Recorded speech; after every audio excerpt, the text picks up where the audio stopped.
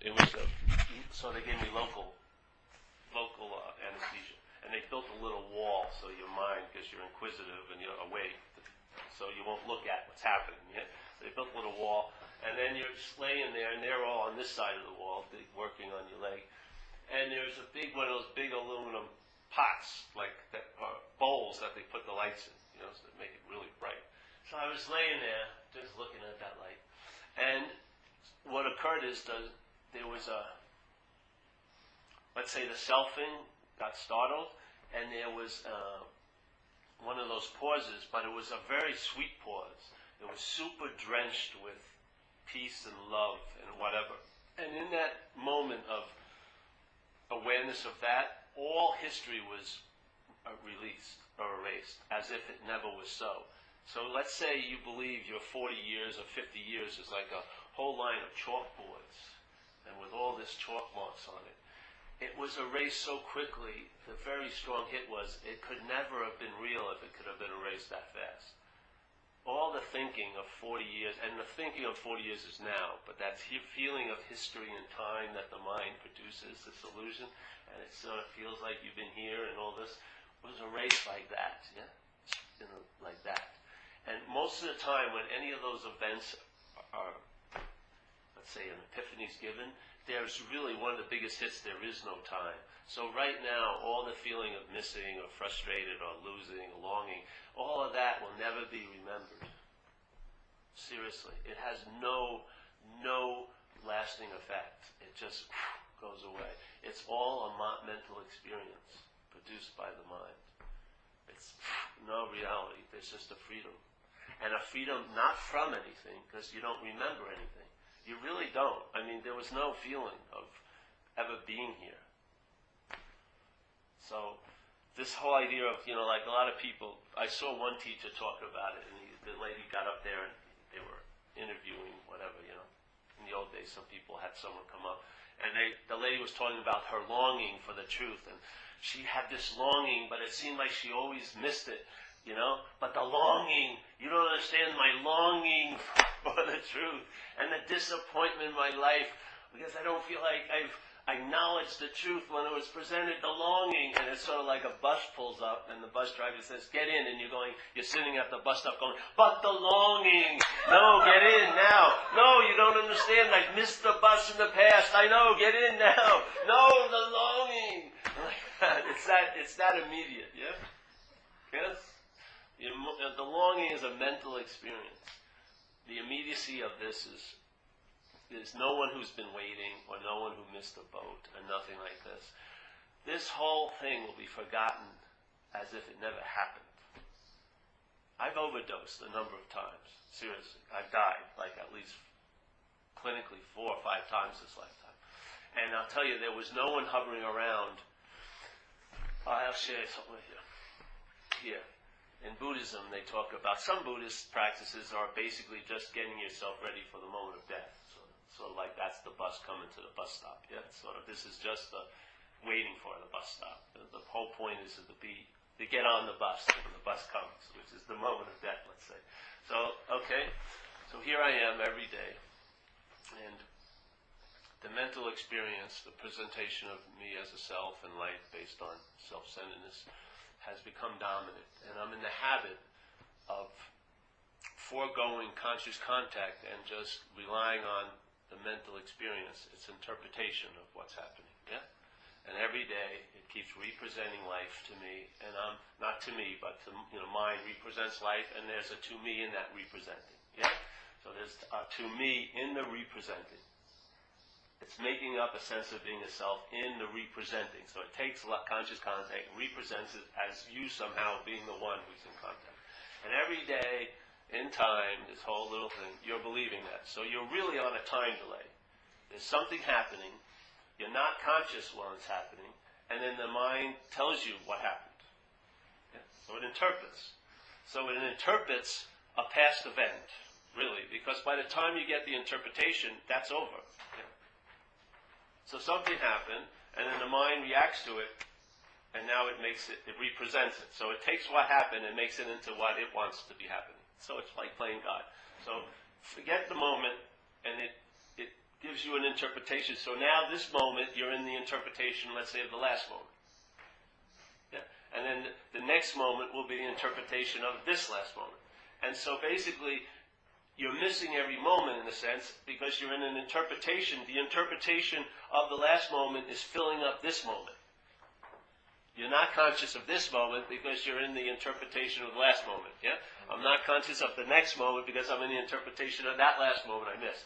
So here you go. And so by this time, you have just been spoon-fed in interpretation. You're totally believing there's a self and everything's based on doing and having and this is real and everything like that. So what happens if at the last moment, because there's only a certain finite amount of time here in this little linear story, yeah? The body's going to end. And so what happens, you get to that point where what we call death is going to occur. So death occurs, and you're almost in limbo land because you're waiting to hear your mind's interpretation of that moment, but there's no other moment coming. So the moment of death, you're basically unconscious to because you need another moment for the interpretation that you just died to come. And that thing's never going to be able to tell you just died because it dies with the apparatus. The narrator isn't hovering above this, or it doesn't have a body. It's a product of this. When this product dies, it dies. So you're waiting to hear from your all-knowing one what the hell happened to you. It's over. But it's over. So in a sense, you missed the bus, in a way, because you haven't been present. But Paul, isn't that how life is happening, though? I mean, it's not like we're choosing that. It's like that's how life is happening over here, right? Well, in separation,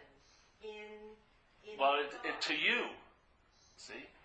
But see, life is happening to you as in two things. Life seeming to happen that way, there's a you it produces. There has to be a certain viewing to see life happening this way. If this changes, life will seem to be different. Yeah? It's not two different things. Like life is not happening to Donna and then something new will happen to Donna. Donna and life's happening is a whole product of the mental process.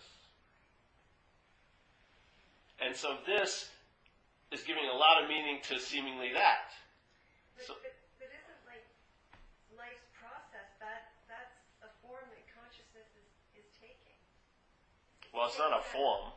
It's taking that, it's manifesting. Seemingly to who? You. How can you be sure it's taking this form? Because it's happening. To who? Well, it's happening over here. What's acknowledging it's happening, yes, is part of what's happening, the mental process. Consciousness is just seeing, yeah? And that seeing is not happening. There is something that's happening that's saying this is happening. So it's what's saying it's happening just this way is part of the happening. It's not what's seeing the happening. The seeing is the consciousness or the awareness, yes? That's offered in every moment of happening, there's the seeing of it. But what's making a statement about it's just happening is part of the happening. So who's running the show? Like, if there's just seeing and then there's happening, and the happening isn't making happening. Like, what's, you know what I mean? Who's... Yeah. I would sit with just that. You want your need to know, because that's not you either.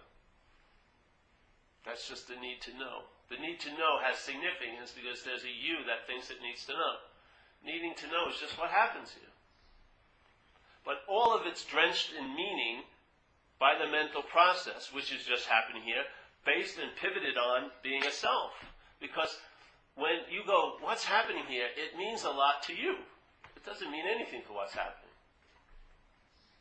Yeah? And there'll be someone on the street who has absolutely no meaning in it. They don't give a shit about what's happening. They want to get home and watch the soccer game or something. So, if me doesn't exist,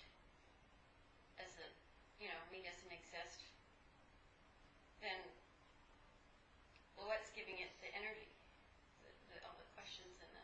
There's another one to ask. Why don't you just sit, but asking in a way that it's like entertaining, not a wanting an answer, just asking. That's the form of entertaining, just in that state of I don't know. So it's always a question, but it's not seeking an answer anymore. Yeah? I'm telling you, that's the best source of knowledge here as a way of traveling, is to be in a state of always asking a question, but no need for an answer. Yeah? Or the I don't know. I don't know. Okay. Know why? Because if the object of the picture framed is trying to figure out the painter's intention, why it painted this way, and why am I located in this little part of the painting, and why is this big thing around me that I can't get over, and stuff like that. Why? How could the object in the painting ever comprehend the artist's intention? Because it can only think out of the box of the frame. Yeah? Our wanting to know, if it's hoping for an answer, is part of the process of self-centeredness, of the mental process. Your staying in the I don't know is actually a portal out of that, in a way. But wanting an answer is part and parcel of how we know here, in self-centeredness, as a self. All that self-knowledge is going to avail you nothing, because it's not going to lead to freedom from self.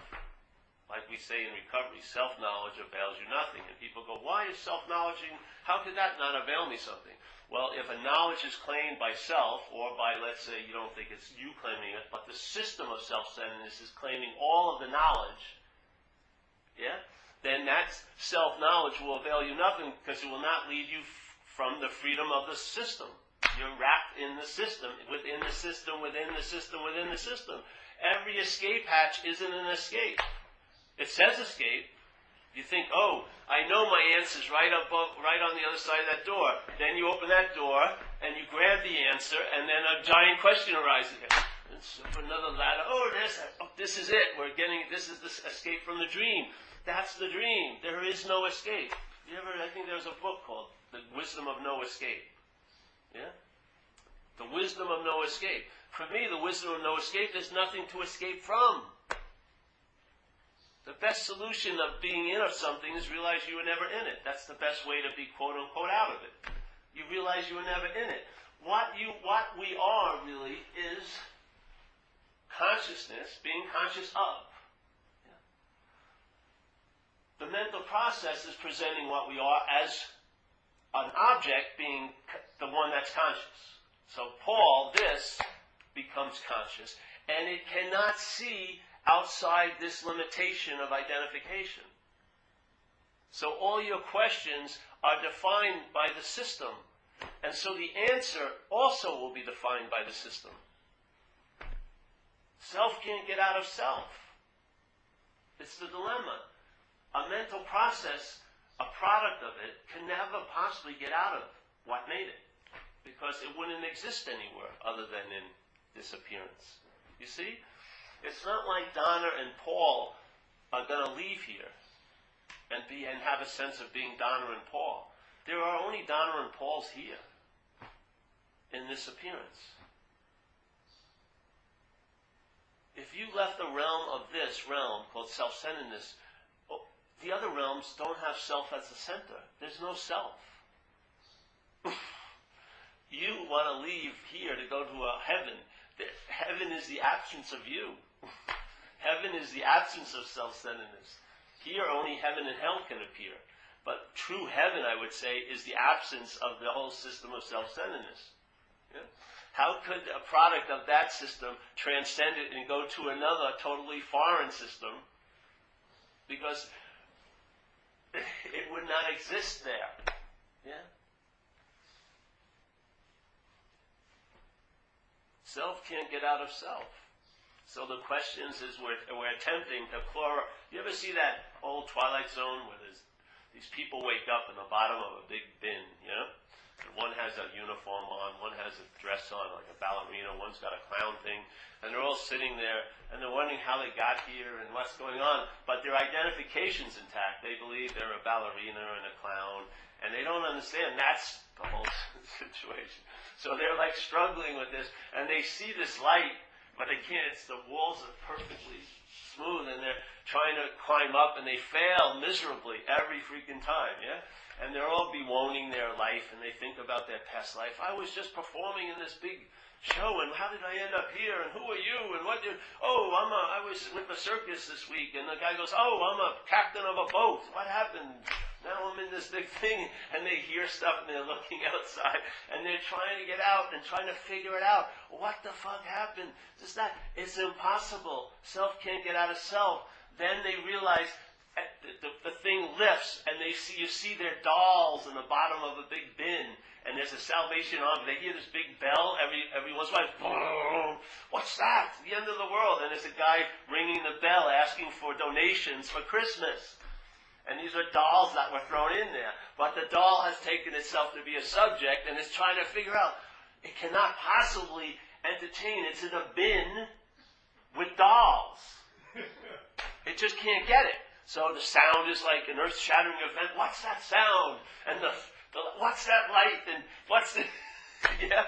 Their little heads, framed by their identification as being a living person, cannot entertain what's going on. They cannot find a solution to it. It's impossible. Self can't get out of it. Yeah? That's what we're attempting to do here in a way. Just bring you to points where the fence of self-centeredness you run into. Yeah? And you realize, Jesus, everywhere I go in self-centeredness, I run into something where the way you know or grok or understand gets fundamentally whacked. It just cannot, like when you hear people say, everything is just as it is, and you just go, yeah, and yet you keep trying to find your relevance in that. Well, but I have to entertain that. No, you can just keep on going exactly as what's happening, and it's still just as it is. But where am I? Where can I insert myself in there? It must be something that I have to do to entertain all there is. Yeah, but the person goes, no, just this present moment, and that's all there is. Oh, it's like running into the parameters of the system and just not being able to, because we want to appear outside of it, but you can't entertain being outside of it because you're a product of this little ranch. Yeah? Your whole world is defined by this mental experience because you're identified as a product of it. Yeah? Even recognizing all there is consciousness is seemingly recognized by you, not by consciousness. Yeah? The invitation, all there is consciousness. Yes, all there is consciousness to who? Me. No! All there is consciousness. Okay, I got it. Okay, all there is consciousness to the not me. No! It's not the me nor the not me. Let's see. Let me figure this out. I've got to get in there somewhere. Yeah? It drives you crazy. But the thing that's driving crazy is in you. That's the good news. And hopefully, if it's driven crazy enough, there'll be a point where something will crack. You know when someone has like a psychic break? Something gets so bad, and then suddenly something breaks, and it just... That's what happened with me in like cocaine's basic psychosis, in a way. My head thought the way it was going to get out of this whole place was I'm going to do so much coke, shoot up coke, and I'm going to stretch my mind out, so taut that when it's, and just stay there, as taut as it can be, that it would snap and I'd be out of here. Now I'm here to tell you it didn't work, but I tell you I was the perfect devotee of it. I took that path, I never did anything else perfectly, like Vipassana and following a teacher, none of that. Taking this, hearing, reading all the books, never. But doing drugs, I was a perfect devotee. I did it as far as you could take it. So I was, and I'd be up 7 days, and my girlfriend, people would come over, and my girlfriend said, this guy, this is his religion, and it was. I'd be making the coke, and it's like, just try to just handle the tweak and just keep seeing, or whatever. And then it would snap, and I'd be freed from this freaking thing. It would just break open, and I'd be free. Well, it didn't happen because the self can never be free from the system it's a product of. That's incredibly frustrating to the mind in selfing. Seriously. We're all civilized, so when we're at these meetings and you have your big teachers come in and you're all sitting there, but you're fucking pissed, really. Deep down. You're going, fuck. I'm sick of this fucking guy acting like he's traveling lights, Let me get this thing. All right, now I gotta not get this thing. How do I not get it? It was just, let me try the same system on getting it to not getting it. It can't get out of itself. That's the real frustration. Most answers here are based in the system. Yeah? Most answers that we knew before this whole little flux of Advaita and everything came in were doing and having answers. We can fit ourselves around that. Yeah?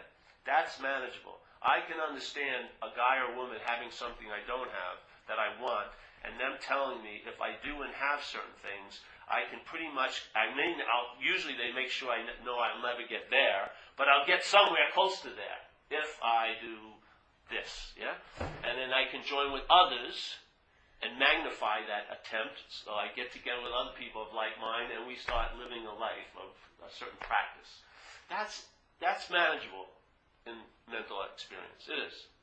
It may be difficult, it may be really hard, but it's really not a chore to that. It understands it, yes, all right, I can improve myself if I do and have, yes?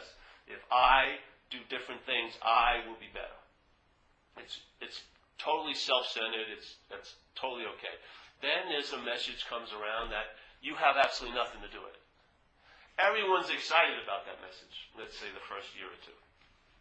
Yeah? But it doesn't seem like it's translating after about 5 or 6 years. So one person comes into town, offers you the message, and you like them or not. And yet, you rush to the next person who comes to town, and they offer you the same thing. Whatever. You're getting nothing, but you're hoping there's going to be something in it for you. And so now the seeking gets applied to this message, but this message will really frustrate seeking, because really you're getting nothing. And you can't return it. You can't want it. And there's really nothing to do. I mean, most people aren't giving you anything to do, really.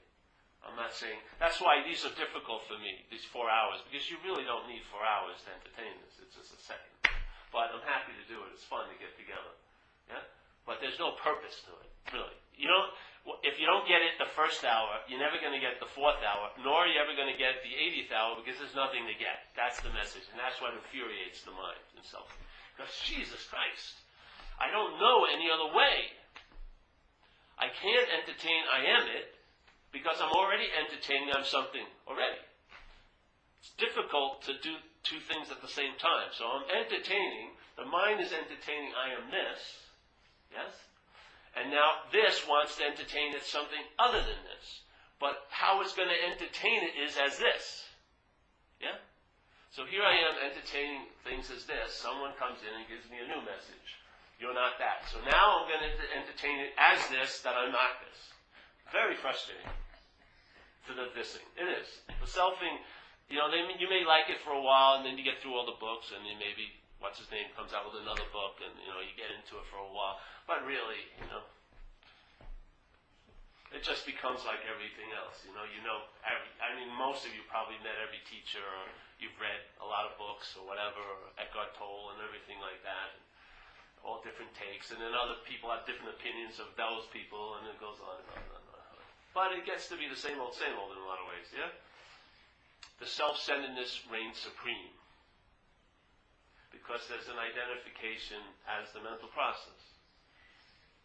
And so you can only have this experience translated through the mental process. And it's a very small system of interpretation. And what a lot of us are doing, we're running into the parameters of it, and it's really flipping us out. We're frustrated. If you weren't civilized, you'd be like fucking cursing probably right now. You're fucking sitting here. no matter how many herbal teas they gave us and, orchids and stuff, we'd like fucking, I want it now. Let's go. Like hit someone and drag them in the cave. Yes, and that's it. No more end of story. No more nice guy. How did you get it? I want to know right now. So it's a frustrating situation. Two of you. And that frustrates you. Doesn't it? Bothers you after a while. Everyone turns it. They say something and you go, yeah, and then two of you. Oh, mother. I hate that little hook, Oh, yeah, the world is real as much as you are. Oh, I hate that. Oh, yeah, because there's a sense of realness, isn't it? This isn't about the world becoming unreal with you as still feeling real. You just see everything is unreal and let it be as real as it wants to be.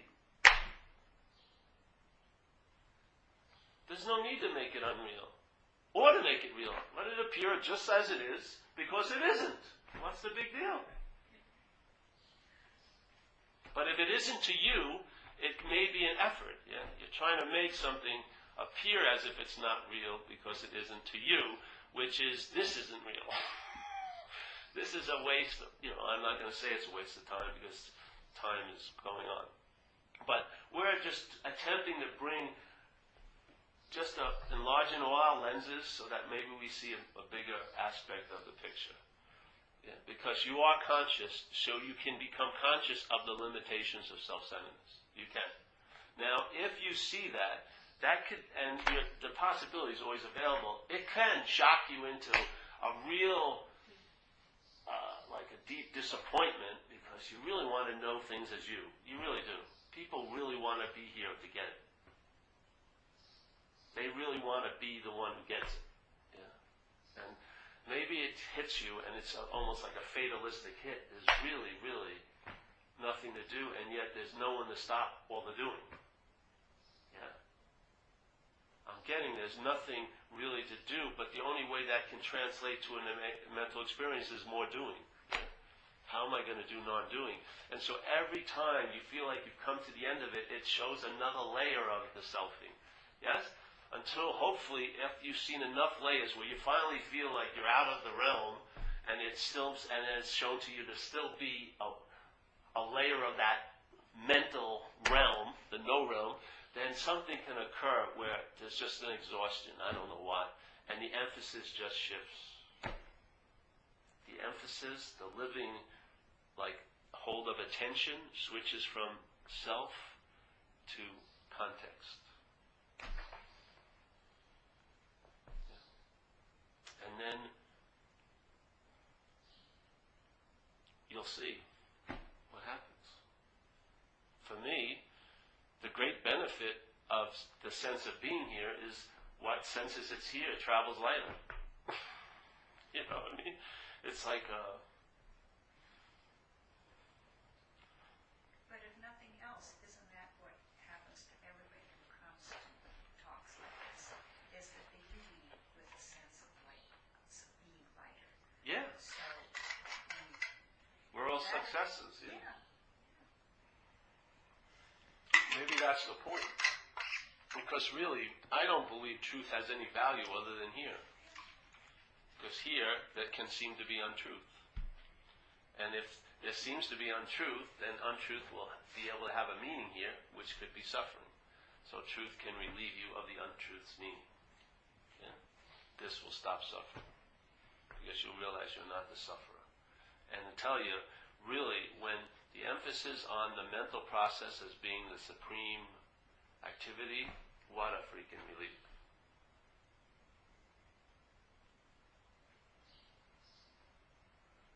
The biggest meaning you and I, this apparatus, can give to anything is that it's me. It really is. And we give meaning to things. This place is a subjective experience. There's no need to change that. That's the experience's place.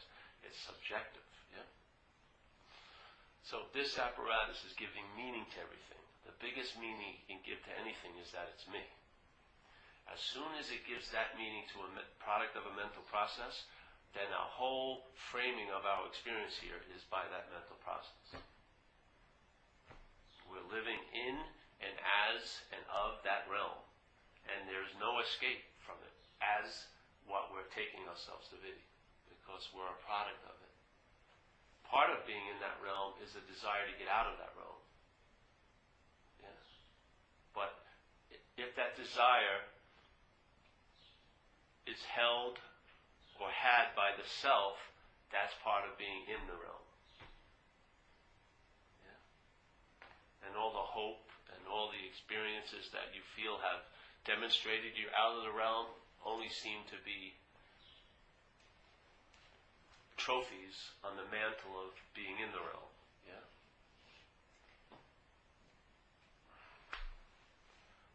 So the realm gets a little more habitable, you can live in it better.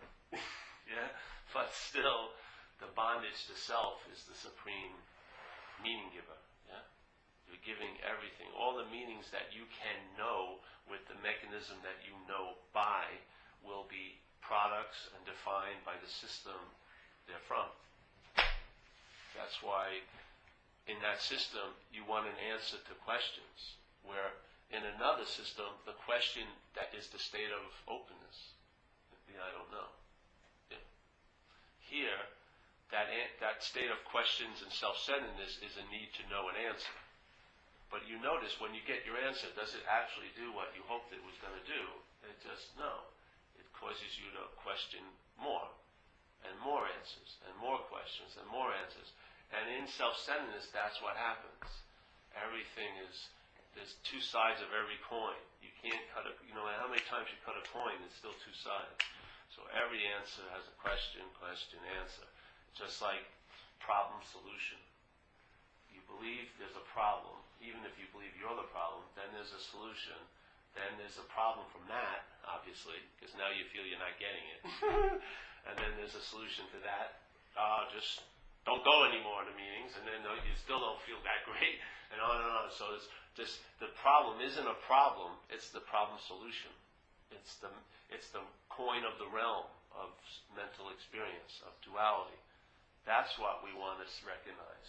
Not how much coin we have or how little we have, but the nature of the coin, which is what goes up, comes down, what gets close, gets a sense of being far, what can feel it's connected, can feel it's disconnected. Yeah?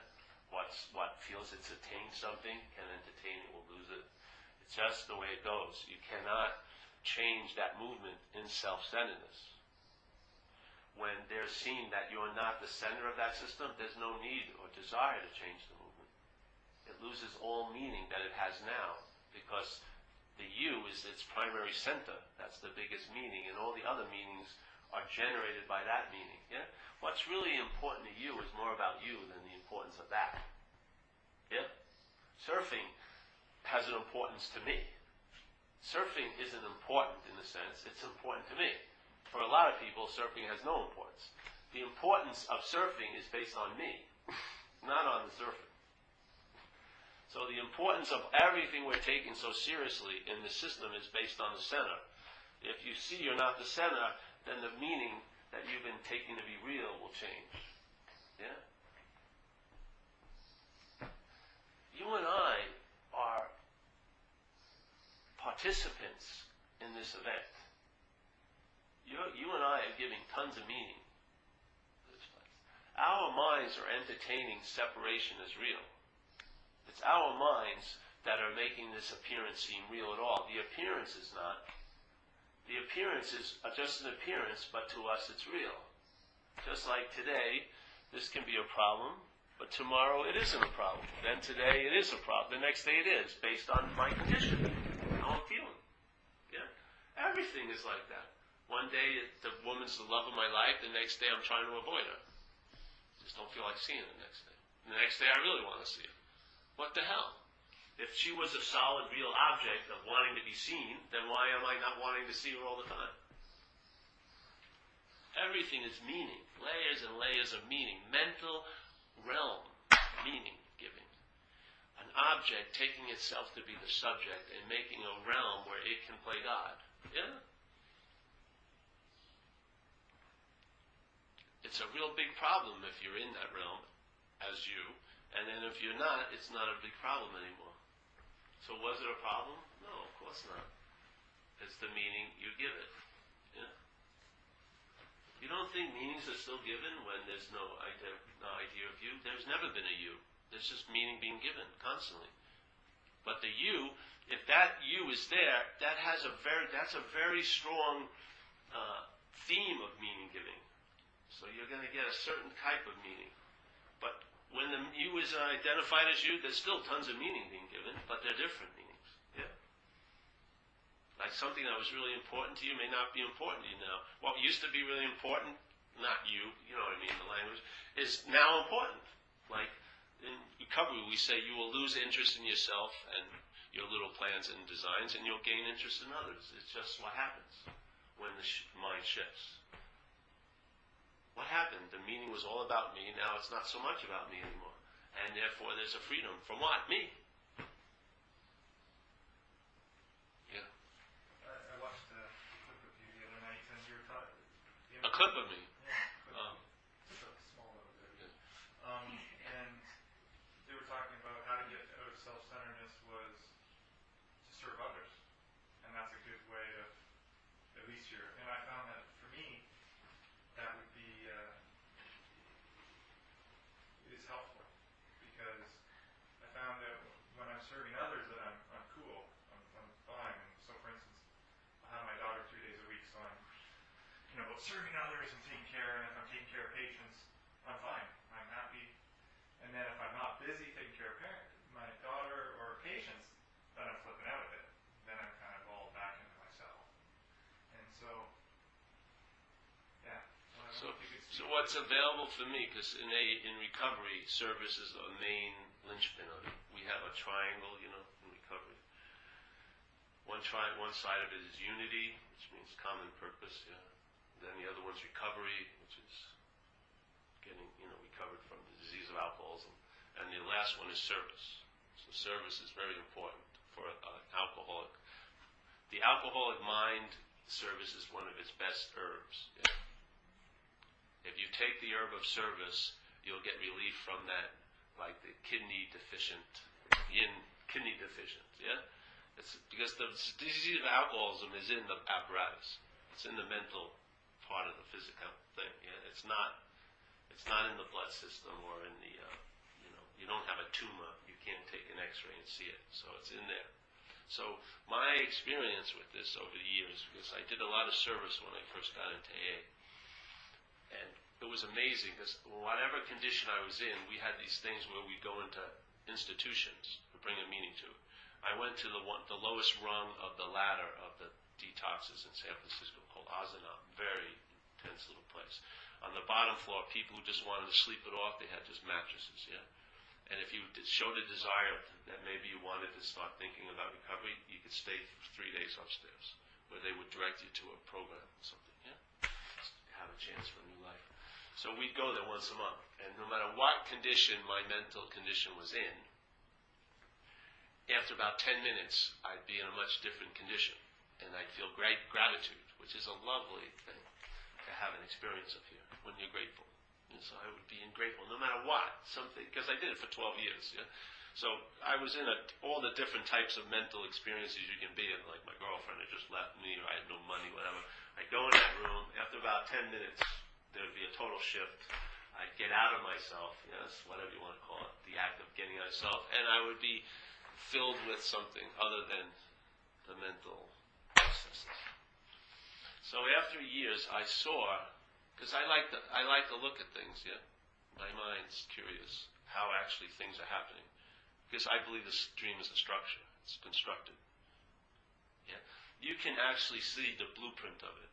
Most people are seeing the houses and the situations as real, but you can see the blueprint of this place. It's much easier to get out of a house before it's built than after it's built.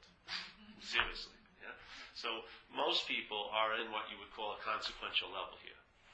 It's like they're in a hallway of shit and fans, yeah? They don't know, they realize the shit hit the fan after they're wiping it off their face. That's on a consequential level. You really have no idea what's happening, you're just at the effect, yeah? So your hope is that someone will turn off some of the fans or stop shitting. You got to pray for others to change. Yeah. So that's a consequential level. Then there's the developmental level where you're introduced to this idea of being a self when you're young, and the more and more your hand of consciousness gets slipped into that identification, you lose the sense of being alive, and you take an interpretation of life based on the glove, which is what's happening here. Yeah? If you look at it, if this was a world, I'll get back to this little story, but if this was a world of one sentence only, which was feeling, let's say, there was no seeing, hearing, feeling, tasting, and there was a lot of thinking about feeling. Yeah? You'd be having a mental experience, but only about the one realm of feeling. Yes? And so, and every one of us here, when we were very young, our hands were slipped into a glove. And let's say your glove was more coarse than mine, and this would create the subjective experience of feeling, yeah? So when I felt something, I only felt the interpretation through the glove. So everything would be rough to me, because I have a coarse glove. Your glove may be a little finer, so you can maybe get a sense, yeah, this feels pretty smooth, yeah? You wouldn't have the direct experience of smoothness, but you'd get an interpretation based on the condition of your glove. So let's say you're really coarse, and let's say in this realm there's scriptures. And one of the scriptures, of course they're all in Braille, because the only thing you can do is feel it. Yeah? So one of the scriptures is the great scripture of realization, where they describe touching the petals of roses. Yeah? The incredible softness of a rose, of the feeling of the petal. Or any flower, but let's say roses. And so people read these scriptures, and maybe they even go to temples where the supposedly roses are, and they go to have the experience of the rose, But what touches the rose is this coarse glove. Yeah? So when they touch the rose, they feel the petal. It seems to be happening. They got to the rose bush, and they get led to it, and they're feeling it. But what they thought was being said in the scripture doesn't translate, because what's feeling the petal is this coarse glove. So no matter how much you feel the petal, it still seems rough to you. Now your head may make it a dogmatic experience, and now you have belief and faith that the petal is really soft, but it's not really true. And you may kill people who say differently, because it's all in the head now. You believe that the petal's soft, but you never had the real revelation of the softness. Yeah? But your ability to is there. It's just that it's covered with a glove. This is what we're attempting to do here in a simple way. We're attempting to point out the contours and the sense of a life felt by a glove, with the hopes that the hand will wake up. Yeah? Not wake up, because it's always awake. It's not a hand, yeah? But that hand will come to its senses that it's not the glove, let's say. See, my view, I don't want you to say, oh, I'm the hand. I just want you to, my hope is, because this is how it works for me, I just see I'm not the glove. When I'm not the glove, that's like the possibility of taking it off dawns on you immediately. When you believe you're the glove, you never entertain the possibility of taking it off, because you think it's you. There's no freaking way you're ever going to get to that simple solution. You're going to try to, how can I make it uncoarse? How can I do whatever? You know what I mean? How can I, maybe I'll touch everything with the back of my hand. You know, somehow, all these little gymnastics, but you'll never entertain because you identify as it. But let's say, immediately you take the thing. Now you touch the petal, and the scripture becomes a living scripture. Now you comprehend what they were saying. You know the statement in your own gut. You don't have to take it by faith or hope or belief. You really, it's incredible. Yeah? It's sort of pretty cool. So what I was talking about before, I just took off on that. Feeling of gratitude. Oh, the feeling of gratitude of getting out of service, getting out of self. Yes? So what happened is, in AA, I had a lot of opportunities to do service. Yeah, a lot. Because there's a lot of people who are in that mental realm, big time. Of course, there's no one in there. Let's not go into the absolute of the non-dual, Pharisees view. Yeah? Don't make it perfect. Just see it. See it. It's messy when it's appearing here. Yeah? So I would do service. And I get an experience. And after a while, my head likes to look at blueprints. Oh yeah, the blueprint room. So there's the consequential level. Then there's the developmental level, how we grew into the consequential level. Because consciousness is conscious, but somehow it has come to appear to be unconscious here. Yeah? When you were a baby, you were conscious. Obviously, you see a kid, You ever walk? The lady who owns the house I live in. She has a daughter who she takes care of their kids. So she's taking care of the newest one. It's only like 18 months old. When I walk out of my room in the morning, it sees me and it just goes like this as I'm walking by. And then it just falls over because it can't go far enough. Because he can't walk yet, yeah? But his awareness, it's like the most unbelievable hello, like a real greeting, because he's wide awake. He's just, yeah. So consciousness in the developmental states seems to become unconscious. The more and more it becomes conscious of the mental realm, obviously. The physicality isn't making you unconscious, the feeling, seeing, tasting, touching. But it's the mental realm's interpretation of the conscious contact that makes you unconscious. Yeah? And so I grow into this idea of I'm being this person. So that's a developmental stage. So a lot of times you're still having moments of wonder and awe and this and that, but then the light seems to get sort of, shade gets pulled down, and now you're in the consequential level. And even if you're very clear in something, you're still on a consequential level. Yeah? But the blueprint room is where consciousness is there, unenveloped by the mental process, and can see the mental process. It can see the making of selfing. It's a verb. The mental process is verbing. Its only ability to verb is because of consciousness. Consciousness is the animating oomph. Yeah? So now the mental process is verbing, and you see the sense of noun being built, which to me is awakeness. That's all. You see the birth and the death of self all day. That's what it does. It just constantly keeps, it births it because it's finite. It dies, but then it births it again. The mental process keeps attempting to reinvigorate the idea of self. Yeah? Now, once you start seeing it, it loses that juice because it's your juice that it's living off of. It's your juice that it plays God with. Your consciousness has to get enveloped in its idea to make it seem as real as it seems right now. I'm telling you. Yeah. So now you're in the blueprint stage, so you see it. There it is. So things are in the blueprint stage. So when a house is a house, just like in Buddhism would be, the mountain's a mountain, and there is no mountain, then there's a mountain. So now the houses of your situations are houses, then there aren't any houses. There's no real situation. Then there are houses again. There seems to be lots of situations. Yeah. House? Yes, real as hell. I'm in that house. I can't get out of the house. No house. Oh, freedom. Then houses again. But now you travel freely through the houses, where before you were bounded by them. Bound. Yeah. See the difference? It's just the difference of seeing, traveling. So here, all right. So I'm doing service, and when I did service, I had an experience, which I would call being available. It's like the self. I came out of this ass of self, because I was so self-absorbed by helping someone else. Yeah? In that, my mental process would be startled, and my attention could escape, and it went to that person. And in my attention, not being caught in the mental process, I felt better. That's what happens, yeah? So I'm working with that person, I feel available. When you feel available, what do you feel? You feel presence. You do. You bump into what's everywhere, finally, because you're available to it.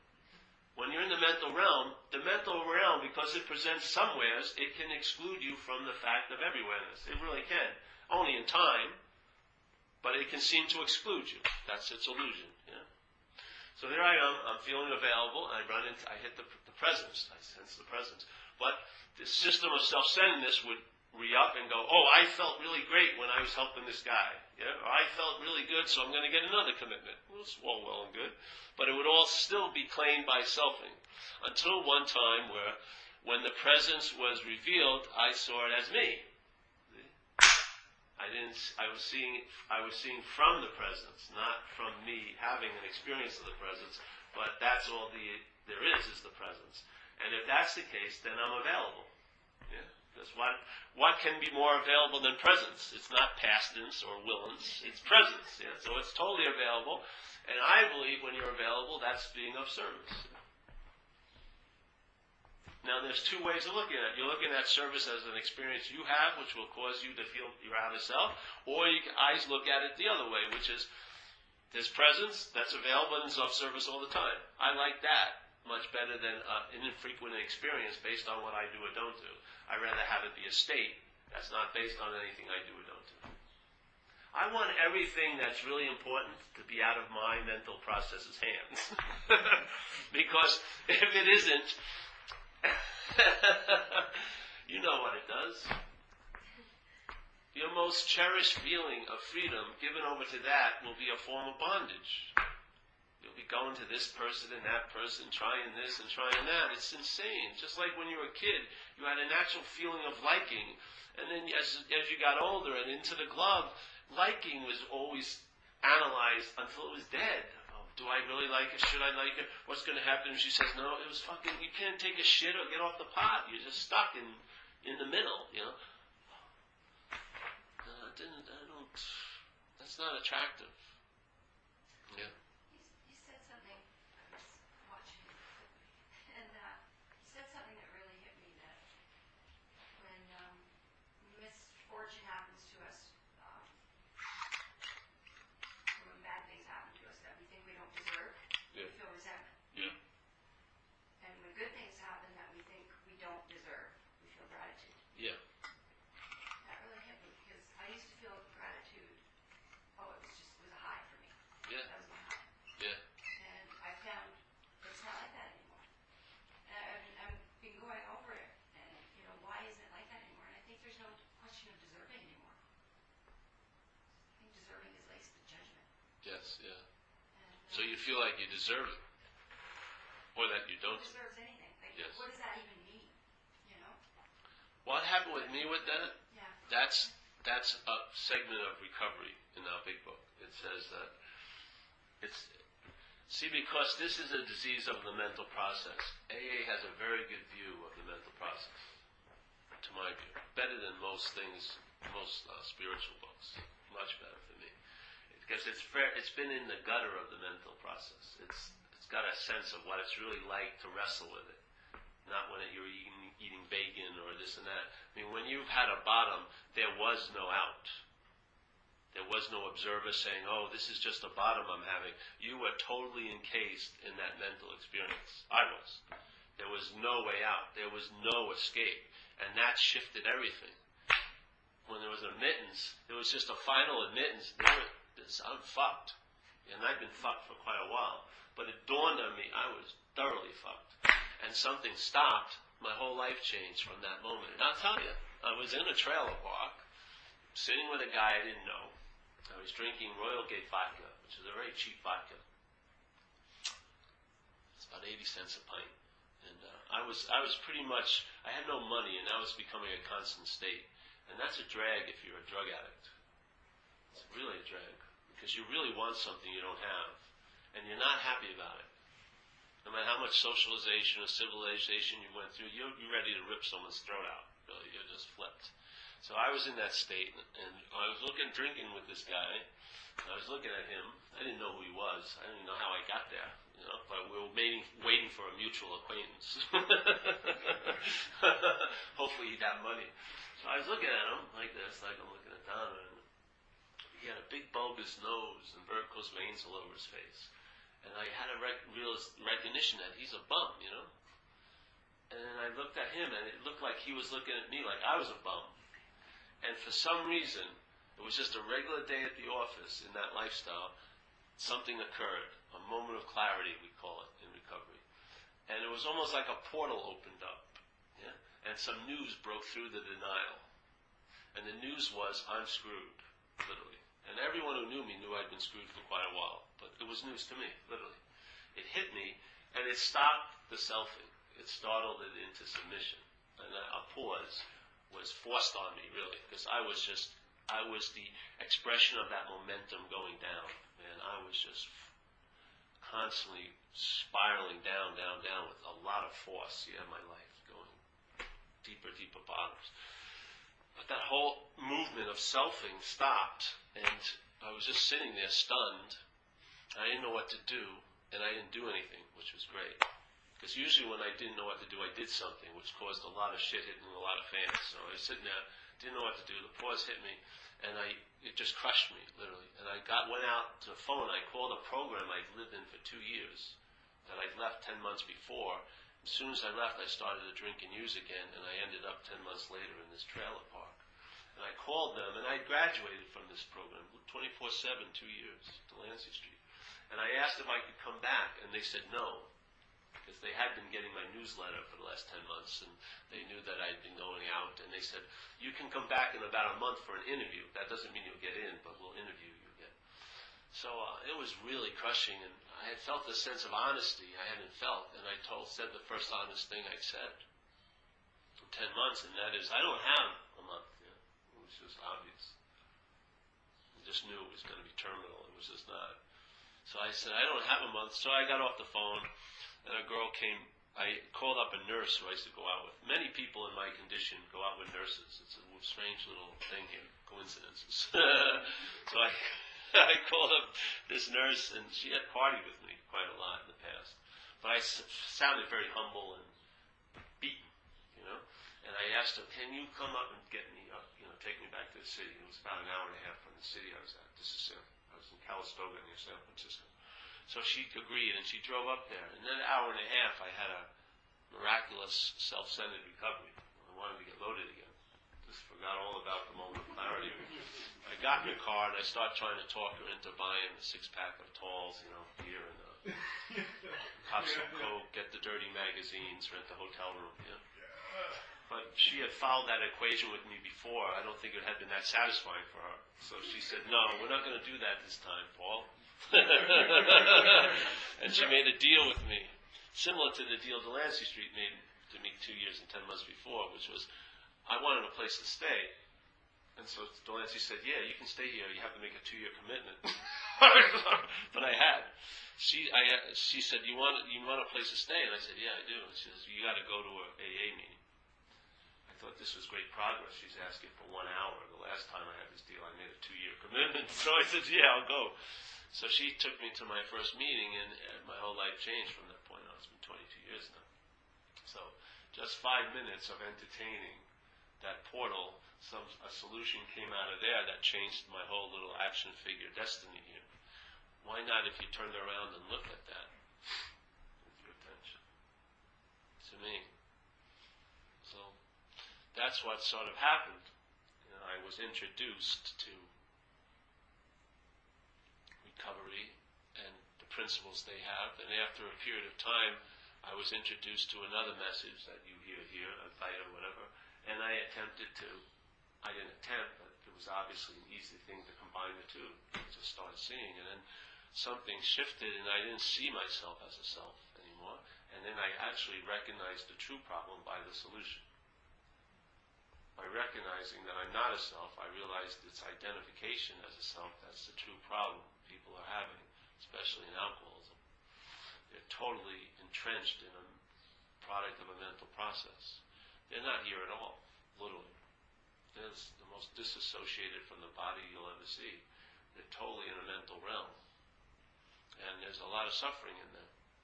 So then I just started to entertain that, and then this thing became more pronounced, and then that's what's happened. So I started just sharing it in recovery, and now I'm starting to share with other people, because that's where it's leaked out. That was the paper frame that the ocean leaked out into, is recovery. But I believe recovery has an incredible seeing of the problem, because it's suffering. It's the swing of the problem's expression, and it's not a problem, obviously. All there is this, yes, but let's just look at it as, in the dream, in the working, seeming dream, it's a fucking problem. So there you go. That swing of the pendulum of duality in a person's life that's been recovered and addictive is amazingly clear. How could someone, if they were this, be so much of that, and someone that's that could be so much of this? It's neither, yeah? So, I was placed, like we say in recovery, in a position of neutrality, with no thought or effort on my part. And the problem does not exist for me anymore, which is a damn good solution here. If a solution here can cause the problem not to exist for you, and let's say it's a problem as as large as that one was in my life, it's a damn good solution. So for me, everything here displays a principle. Yeah? You can, in the one drop of water, you can have an experience of the whole ocean. Yeah? You can get the whole sense of an ocean by one drop. You don't have to keep trying to jump in the water. One drop can reveal everything. Yeah? One timeless moment shows the illusion of time. Yeah? One pause, and if you've ever been in a pause,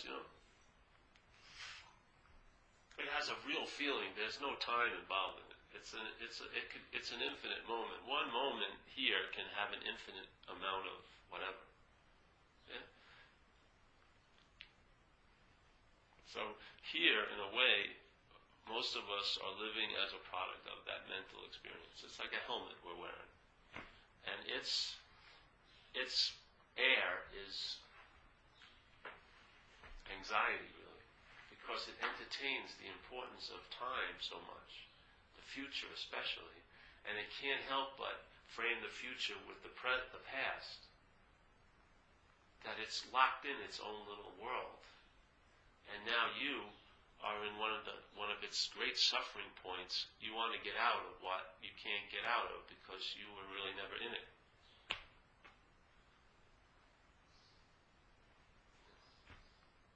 That's been the solution for me. Is like, what's the best solution of getting out of something is to realize you were never in it. It does not take 1 second of time to get out of something you're not in. Yeah? Just like, how do you get out of what's not happening? Realize it's not happening. Therefore, you were never in it. It doesn't take any time. And if there's no time, there's no doing and having. And if there's no doing and having, there's no you. You and doing and having are same. Whose life would it be unless you thought you were the doer and haver of it? That's the brand of the mental experience on this life, and claiming it's my life by taking the view that I'm the doer and haver of everything here. I'm the one who omitted or committed. I'm the one who did this or did that. Yes? It's constantly claiming, because it doesn't have a life, so it claims one. Yeah? And once it claims one, life is now represented in a mental experience. And the mental experience downloads its effects into the body. So people get ill, neurotic, go crazy. And when they were 2 to 3, they weren't crazy, nor ill, nor neurotic. Yeah. Wonder and awe is forgotten, and now you're watching TV, watching all these super people doing super acts, and thinking, wow, that would be great. Like if I did a more turbocharged act, I'd feel alive. And you can't think outside the box, because thinking is a product of the box. But if you're the witness of that mental process, the only way the process is having such an impact is there's consciousness.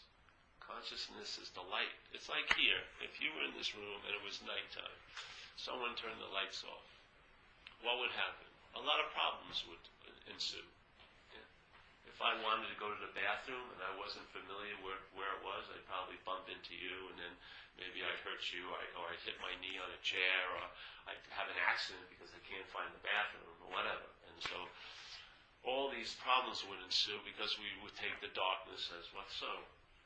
And everyone would be running around getting knee pads, or some ways of buying maps of someone who said they were once here when they could see where the bathroom was, and they tell us, all right, this is how to get there. It'll take you maybe a lifetime or so, but if you follow this map, and you'll get there sooner or later. But why? I need relief now. Don't worry. You'll get it in the afterlife, whatever. And so we buy maps, and that's why, all based because we have no seeing. We can't see anything. So we have to rely on what? Speculation and past and this and that. When all we need to do is entertain the light switch. If the light goes on, where do all the problems that are based on darkness go? They disappear. I don't need knee pads to navigate this room. I can see where everyone's sitting. I can see where the bathroom is. I can see the exit sign. I can see this. I can see that. The same situation, totally different. Why? The darkness was taken to be something, but all it is the absence of light. So you and I, being present as this, causes us to give reality to darkness. It's called being ignorant. We're ignorant that the light is what we are. We're taking ourselves to be the product of the mental process. A body, a thinking body, a doer and haver, a mover and shaker. One who's totally responsible yet wants to avoid responsibility. Were you ever like that? You're in a room and someone yawns, you feel like you're totally responsible. It must be boring. But then your whole life is to avoid responsibility. It's so heavy, I can't do that. It's all mental realm, and there's a solution. It's being demonstrated, I feel, every second. Consciousness is verbing. It's like its way of loving you. Yeah? You can't get the tree like Jesus purportedly said. You'll know the tree by the fruit. You just can't know the tree. It's just impossible. You can't get it. But you can know it by its fruits, yeah? If the fruits are good, the tree's good. If the fruits are bad, the tree's bad. A good tree can't bring forth bad fruit, and a bad tree can't bring forth good fruit. It's quite obvious, yeah? So, you'll know the tree by the fruit. So you'll see this as a product of a mental process. Why? Because you're conscious, so you can see it. Yeah? If you're this, you'll be unconscious to that. Seriously. If you're identified as this, you'll be unconscious to the natural seeing that sees this. You will. And so you'll be trying to look for what's seeing this as this, yeah? I mean, it's an impossibility for this to see that. While this is seeing all the going on. Just a simple shift. It's not even a shift, but let's say it is. I like the word emphasis. Emphasis. The emphasis leaves this because the emphasis is really on the mental experience, because somehow the consciousness moving through this has became able to be identified as what it's moving through. And the mental process has steered it to that point. And the mental process has presented this to being what you are, and you are what's conscious. Yeah? You feel this is what's conscious. So the act of being conscious has been hijacked by the mental process, and now it says, I'm what's conscious. Yeah? So the beautiful news consciousness brings every moment this conscious of is being neutered by what's claiming it. I'm conscious of. So that gives me the right to be unconscious. Yeah? Or conscious. And the unconscious or conscious will usually be based on what you do or don't do. That, to me, is the act of playing God. That's what selfing does. The mental process plays God. It makes up what is the center of its universe, you, and then it gives meaning to its universe from this point of view, and it plays God. So in the mental realm, the past and future are much more important than now, obviously. You can see it every second of the day. What are you worried about? Something in the future. You're not worried about anything now. There's no need to. Now is complete in and of itself. But the time can be so incomplete. So many things could happen there, to me. Tons of realms and realms of imagining bad and good things. I can just get enthralled with it. And then I can go back into the past. But you believe it's a real space. It's all happening now. It's all made up. It's a mental realm. And your attention and interest is caught up in it because you're identified as its product. Yeah. And if the mental process, when the mental process shuts down, which you temporarily cease operation, and there's just there's simply awareness. There's no thoughts of anything. There's no thought, because there's in awareness. There's no you even, or there's no identification of it. It's just the awareness. There's this. And then the selfing starts up again, and then it stops, and there can be plenty of times where there's no apparent selfing, but really it's really the self thinking that it's not selfing, I presume, I guess. Like when you're simply present and aware. Yeah. Nothing else going on. Well, the selfing could be going on, but you're not identified as it. So you see it instead of seeing from it. Selfing goes on. That's what the mental process does. Until it doesn't. But the mental process, selfing, that's what it's doing.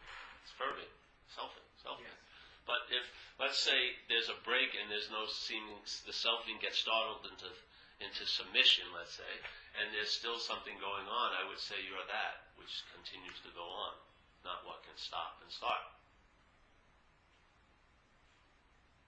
I mean, when there are situations in life, and not nasty ones, when you're surfing or you're making love certain times, there is an absence of selfing. All the emphasis goes somewhere else, and yet you're still continuing. So obviously that would be a pretty damn demonstration that you must not be that, because there's still a that when it ends. Yeah? Well, like for instance, when you're working with a sponsee, and there's that tremendous feeling of seeing the change. I mean, it's a fantastic feeling because you're available. There's availability. The selfing is ceased, and there's that joy of that. When if I sitting here now and just being aware without selfing, I certainly don't feel that joy and that I do when like you see the process with a sponsee or something like that. Yeah. There's just awareness. Yeah. There's a lot of experiences here, and some of them are called joyous. Joy is an experience. Yeah? Right. But for me, the basic underlying state isn't joyous, always expressing joy all the time. It's just like, I don't even know what it is. It's like a vacuum. There's just all the goings on and all the meaning about what's going on is sort of empty. Well, yes, it's pieces. It's sort of like, I would say the mind would probably hate it if it had an opinion of it. Really. Because there's really nothing's going on. Yeah. It's not that exciting. It's just like dog shit awareness, really. You're just on all day. Yeah? So it becomes it's like an optionless state while you're traveling and things are happening. But most of us, we were engaged in we were a popcorn popping with all the other popcorns, thinking all the popcorns were popcorning for us, you know. Now that's out, and so there's just, you're in the space where all the popcorn's popping. Sometimes it's joy, sometimes it is. Like people called me last night and asked me, are you having fun on the trip? And that's such a foreign question. I'd have to say, actually, I'm not having any fun, in a way. I don't know what's going on. It's just a vacuum of something, but something's happening, but I wouldn't say I'm having a pisser. Yeah? It's just, when I surf, there's a pisser happening, but this isn't a pisser to me. It's just, but there's this, like a contextual, I don't know, it's hard to put your finger on it. There's just a strong sense of the sameness of the state of awakeness, let's say. Yeah, And then there's joy that happens in it and stuff like that, and things go on. But I wouldn't say I'm in a constant state of joy. First of all, there's no one in the state. I'm not. There's just a constant state that I'm appearing in. Really, really. This is an appearance in a constant state. I'm not a constant state of.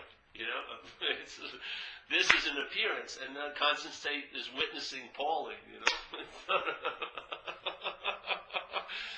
I don't know. It's sort of interesting. For me, it intimates itself traveling.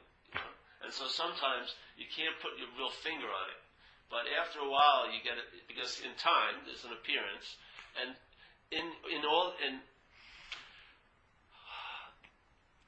the intimation of what's not appearing can sink in, as the appearing is going on, So, this is an expression, and yet this expression, while it's going on, there's an intimation of what never actually happened or never's going to go on. It's always so it doesn't seem to be so. Yeah. It's weird. But I wouldn't say I'm joyous all day. No. I wouldn't say anything. Things just arise and then they disappear and arise and disappear, rise, do. But there's an overall sense of context, which is a really, for me obviously it's not for me, but that is It's like an never-ending curiosity and alertness at the same time. Yeah? Never a knowing, just an entertaining. There's no knowing, it's an entertaining. And it's always in that state of entertaining. Yeah? It never goes, I've entertained something. It's just entertaining. It's like an act that is not an act. It's like that thing they said yesterday. It's a movement, but it's stillness. It's an incessant movement, so it's still. Yeah? It's like an incessant verb, so it's a noun in a way. It's the noun of all nouns. It's pure subjectivity, and yet it's being. Yeah? So you sense, by sensing this, you sense that. By sensing that, that's its expression. By this expression, you know the tree. The tree, like this. So you're resting in total movement. You're totally secure in insecurity. It's like all day, it's like putting your foot down and a stair appears. Maybe in the past you were hoping there would be a stair, so your attention was here. Now, yeah. It's sort of like walking on water. If you look down, you'd probably drop in. But you're just walking. How could that happen? And then it wouldn't happen.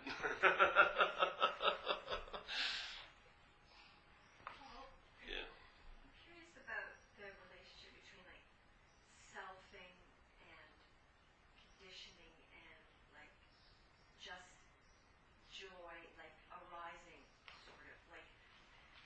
When you say that joy can continue to arise, it's like, what is that like if it's not conditioned joy, or it's not joy that's Well, what it's like if it's not conditioned joy? that isn't sort of, I don't say contaminated, but isn't glommed on by conditioning, or you can never escape from the conditioning, but the selfing. It's just joy unclaimed. We've probably all experienced joy, but we've experienced it, I'm thinking, from selfing. And so, what is it, in the absence of selfing, I have this curiosity about It's joy unclaimed. flavor of joy, It comes and goes. uncontaminated, unconstrained. What would quote-unquote contaminate it is if it becomes your joy. So it's joy unclaimed. There's no you to have the joy. Yeah? Once you have a joy, then you have to not have it. That's the only way here in a mental experience you know joy, is by not having it and having it. Yeah? This is an unclaimed joy. There's no having it nor not having it. It's like a piece. You can't have it, so you can't lose it. There's no having. There's no claiming. There's just joy or there isn't joy. But the emphasis isn't on what appears, it's what's the space for things to appear. And that space is uninterrupted, always so, never a break, never coming to appear and never disappearing. Yeah? It's far, far incomprehensible to what appears or what notes appearances as being real. It's incomprehensible to that. So it's unclaimed. Yeah? It's sort of like, in a way, if the mental system actually saw the expanse of what was going on, it would kneel down in quietude, and it would shut the fuck up, if it had any sense of recognizing what's actually so. But it doesn't. So in that arrogance, it keeps trying to claim it and make it an experience.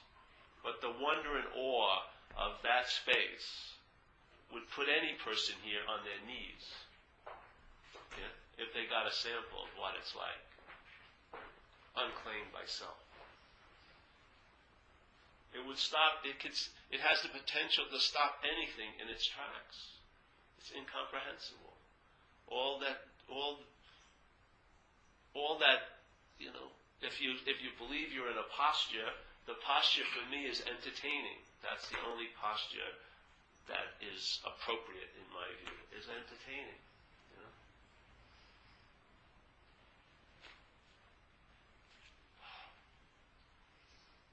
And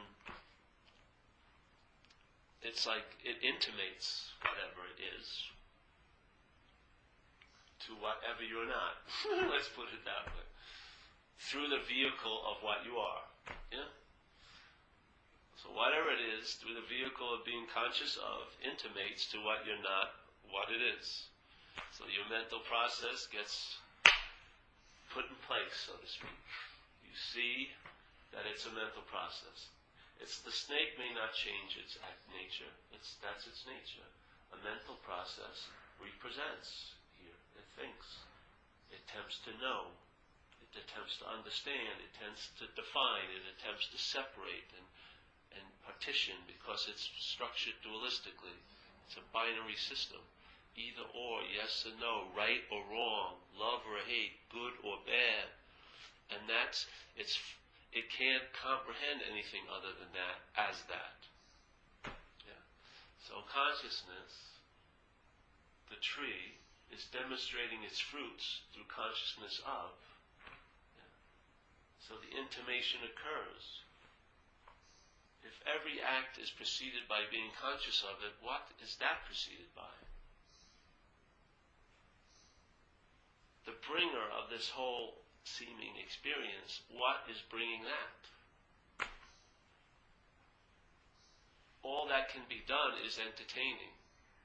Where? Not in the time, but in the present awareness, because that's its currency, awareness. So you can try to entertain it as a you, but that will fail, so you entertain it as that. Yeah? Why? Because you are that. You can never entertain it as that unless you are that. Most of us are attempting to entertain it as this, and that's where the frustration is ensuing to who? This. Because this can never embrace that because of this. The thisness of this precludes it getting that. It can only get it as that, as this. It has to make it an object to it being the subject. The mental expression is caught in its own system. It can't get out of it. No matter how much it says it wants to, it cannot leave what it is a product of. That's what occurs. You see that, hopefully, or you get smacked into seeing it, or something like a brick falls from the sky and you see it, whatever. Or all day there's the emphasis where people say, well, just hear the sound of the bird and sense what that sense of presence feels like when you're hearing it. Just really feel into the hearing of that, or really stop and look at something and really let the looking carry you away. Yeah? Just look at something. Sense, so the verb of the consciousness, maybe, just maybe, if our attention will go on it, it will intimate itself to our insaneness. I am that, instead of I want to know that as this, I am that. Maybe we're throwing rocks at a sky, who knows. But it's a nice thing to do here. Passes time, doesn't it? And you feel better. So, I'm going to hit that sky today.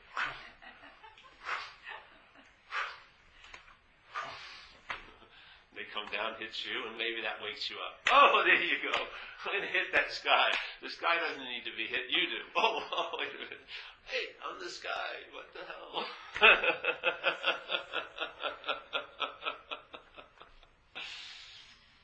Yeah. So for me, in a sense, all the day, that verb of consciousness, yeah, being conscious of,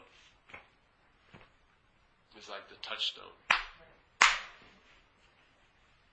Emphasis on that, and then whatever. Yeah. Well, that awareness is always present, and obviously the mental process is contained within the awareness.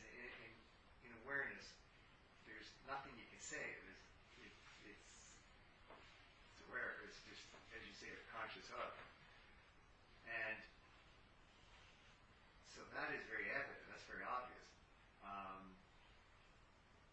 So that's it. This is it. Yeah.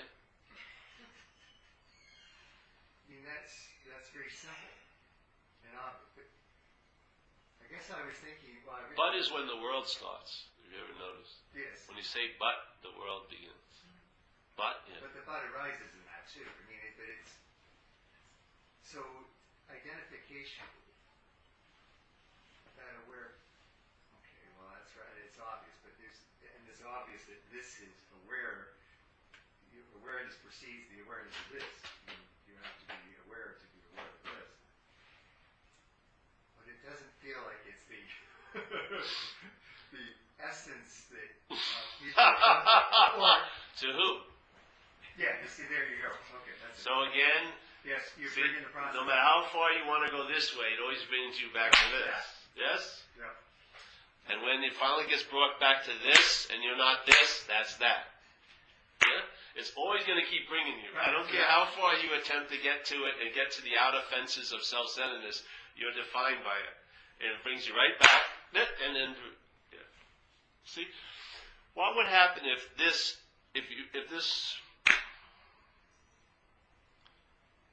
you allowed its realness to be as real as it wants to be, you would see its nature as unreal. It's your desire to make it seem to be unreal that gives it reality. Yeah? If you would let it just be as real as it wants to be, it would show its nature. It's unreal. When you're conscious, and you'd see it, that it's unreal. But the head is trying to make it unreal in so many ways, this practice right here and other things. And in that activity of trying to make it unreal, well, let's say you're trying to make its effects unreal in your life, that's making it real. You can't get out of the Chinese thumb puzzle. Well, it's just there's no acceptance. Essentially, any of those movements are non-acceptance of this. Yeah. And yet, all those movements happen. And there can be acceptance of that. On one level, all those movements are a non-acceptance, and yet at the same time, all those movements can continue to happen, and there can be an acceptance of that. It just matters the emphasis. Yeah. See, I would say, if you believe you have free will, exert it. Yeah? If you have a sense, hey, this is a good thing to do today, do it. Why is it there's tons of trying to analyze everything? Just go. Hey, I like to do that. Nothing's impeding me. Do it. What's the whole inspection of that for? If there is no you, then all the things that you have determined happened because there was a you, if there was no you, then why the hell did they happen? Who knows? They just happened. Yeah. So if I have an inclination and it's to go to surf and there's waves and they're happening and I'm happening, there it goes. It's happening. Then the day just disappears because it's not really happening, and there you go. You travel lighter. It's hard to see if everything happens, and then as it just happens, it just sort of disappears, really, because it never actually happened. You get a feeling of that as you're traveling. It's just everything that you try to make so real just disappears, and the meaning just gets distributed and just like disappears into emptiness again. After a while, something has a sense of that. And so what happens? Yeah? If I feel like doing something and nothing stops me, I do it. I don't go, well, who's wanting to do that? What the hell is that? I mean, that's total insanity. Literally. If I sat there and analyze, so I wake up and I look at the surf report, and I have nothing to have to do that day, and the surf report's pretty good. I don't sit there and go, well, who is it that was... surfing, I just go surfing. There's no you. What do I want to look for one? By its absence. That would be youing. So, I just go surfing. Someone presents me a really nice dessert, I eat it. You know what I mean? Let me think about this. Who's the eater of it? I don't know. I hate to be irreverent because I know people are seeking. So, but I mean, there's things you like to do, yeah. When I walk into a room, I mean, how many people walk into a room and actually just have that experience? Most of it is they're thinking about who's going to be in the room, what I look like, what people are going to see me as, are my zipper down, are my pants too short, da-da-da-da-da. There's all mental experiencing going on all day, yeah? Surfing would suck if the mental experience dominated it. This is a mental experiential take of surfing. Let's say you're out there surfing, whatever, riding waves, this and that, going off. It's really incredible. You're really intermingled in a lot of different mediums. Yeah, there's wind and there's sun sometimes, and there's the water, and it's very, very uncontrollable, and it's obvious alertness is necessary. You get really whacked and everything like that. The mental experience is just hoping someone saw you from the shore catch a wave. See, it doesn't really care about surfing. It wants to be a surfer. It wants to be recognized as someone that does something. That's its whole desire. Really. It could care less about catching a wave, but it wants to be seen catching a wave. This is like the mental realm. Yeah? It's constantly wanting approval or feeling it's getting disapproval. It's like living in a giant hallway of mirrors, and it's seeing its reflection in everything. And it's not real. Nothing is reflecting selfing. One bit. It's the projection of selfing onto things, and then those things seem to reflect it. And it lives in this lovely world of mirrors where it's the center. Everywhere it looks, I'm the one that's looking. Everything I hear, I'm the one that's hearing. Everything that happens is happening to me. It's unfucking believable. Talk about traveling heavy. Jesus Christ. So you're trying to figure out how to travel light, but you're carrying the biggest rock around all day. This idea of being the center of the universe. Drop the rock. Put it down. Walk away. Oh no, there was something I left there. Exactly. I don't know, my life got very simple. One of the things that happened is the head likes to exclude things. Yeah? If I do this, I can't do that. If I have something like this, I can't have something like this. Then suddenly, just inclusivity took over. I can make money and surf. I had never entertained that in my life. I always thought either I'm going to be working, and then I'll have to surf on weekends. I can make money and surf. I can do what I love to do, basically almost all the time, if I want to. And still have a living being made. My mind never entertained anything like that before. It always entertained, I have to give something up to get something else. And when I do something I love, there'll be punishment for doing it. Just like in those slasher movies. You ever see when the slasher usually appears? It's when a teenager's just going to have sex. As soon as the teenager's ready to have sex, boom, boom, boom, he gets starved. Yeah? So it's like, oh, if you get what you want, you have to pay for it. You're going to suffer. Anything that's nice, you're going to have to suffer if you do it. It's fucking insanity. It's insane. It is insane to live in there. This thing is totally crazy. It's playing judge, jury, defendant, prosecutor. You're either getting convicted, sentenced, or on probation. Constantly. Constantly. You have to take this whole case and bring it to the court of light. You really do. When you bring it to the court of light or singularity, all your quote-unquote sins, all your omissions and committings get released. Yes, you're absolved. Yes, it's okay to do what you love. Yes, it's okay not to do what you love.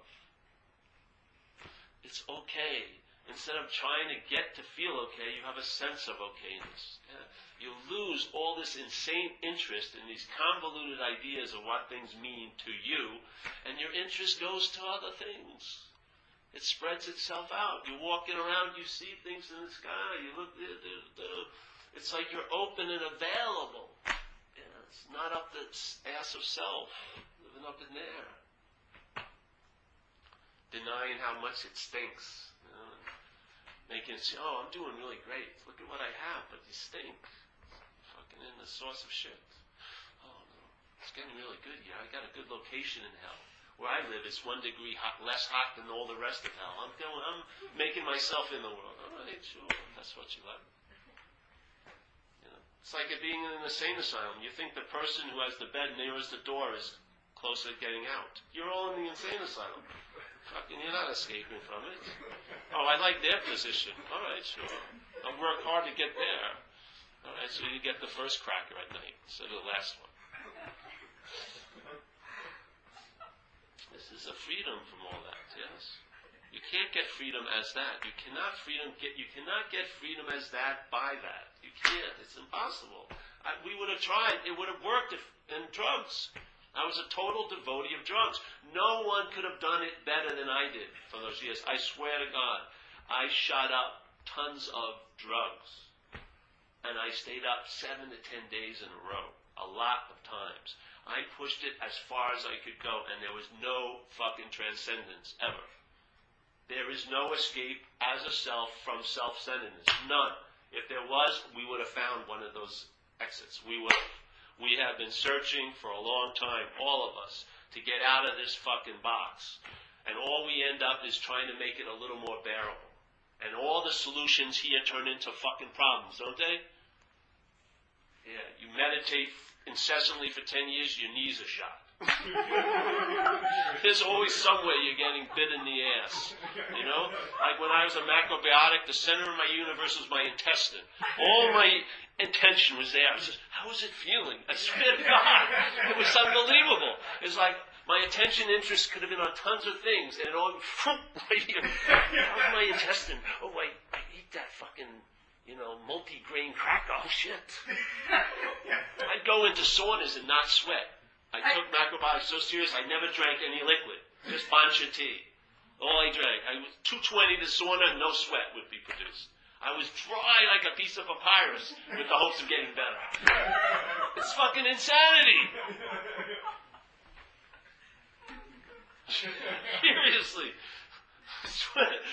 Here, or maybe the way you look here. Or most of it's all here. The intestine is not here, actually, it's here. Your body image that you're concerned about is not here, it's here. It's the mental concept of the body you're absorbed in, not the body. It's the mental concept. If you're identified as self, you're in a mental realm. No matter how much physicality you think is going on, it's all mental. You're in the total mental realm. Yet there is a context of it which is conscious. And it's demonstrating itself every moment. You feel you are the sense of being a self. All times. At all times the solution is afforded.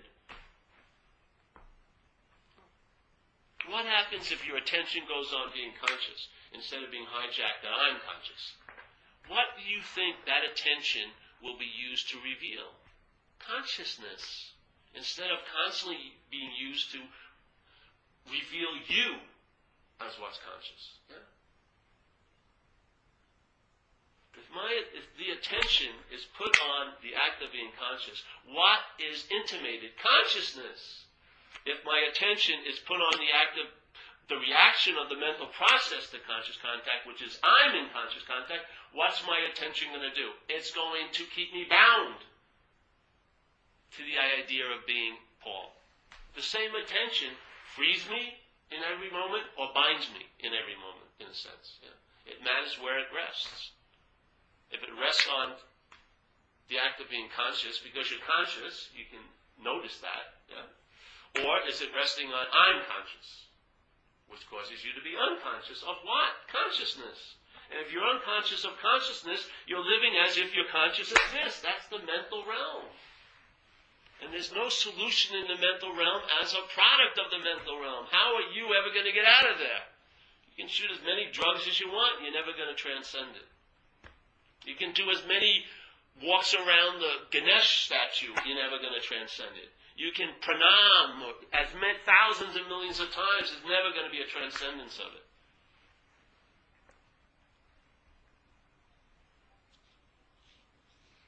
It could if it would, it can't. It can't get out. The product believes it's not the product of a mental process. It acts, that's why it's so frustrated by the mental process. It has a feeling it could get out of it. It's the biggest illusion of all. It wants to get out of the process because it doesn't take itself to be the product of the process. So it's constantly, this thing's driving me crazy, but it's a product of that. It's like a glove. The hand is forgotten. It's a hand. Everything it experiences is interpreted through the glove. So the glove tells me, what does this feel like? Oh, it feels rough. Why? Because I have a rough glove on. This thing isn't rough. I don't know what the hell it is. I'm relying on the glove to tell me what's going on. I'm conscious, but the consciousness is sheathed by an identification as a body. So I'm meeting things seemingly as a body. I'm meeting thoughts as the thinker of it. That's like the act of wearing the glove. Everything I'm touching and by thinking and this and that is being interpreted by the format of the glove. The glove is a product. It's not infinite.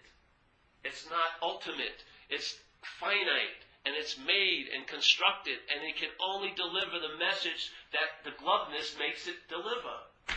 It can't entertain a gloveless message. The gloveless message will be interpreted by the glove once again. Self can't get out of self. Self can't get out of self. Self can't get out of self. Self can't get out of self. Does self want to get out of self? Unbelievably. That's being in self.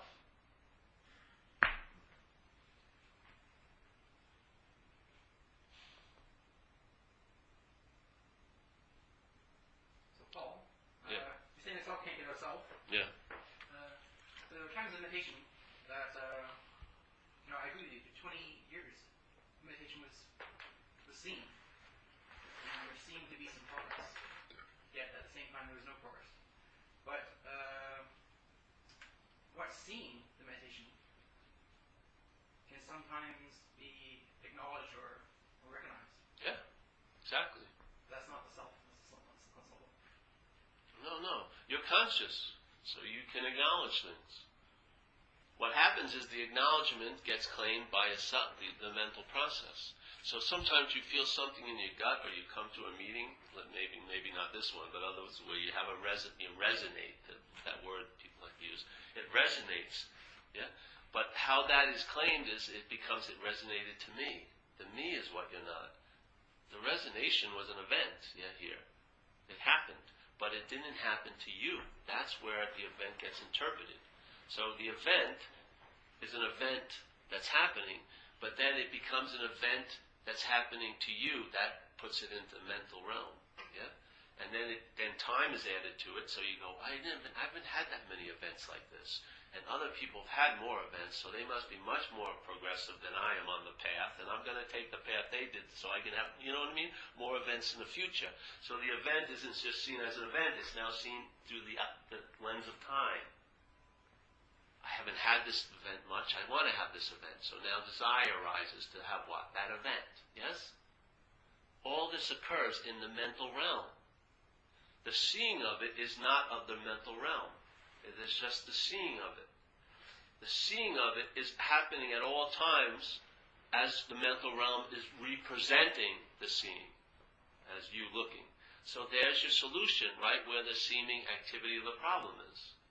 Like St. Francis says, what's looking is what you are looking for.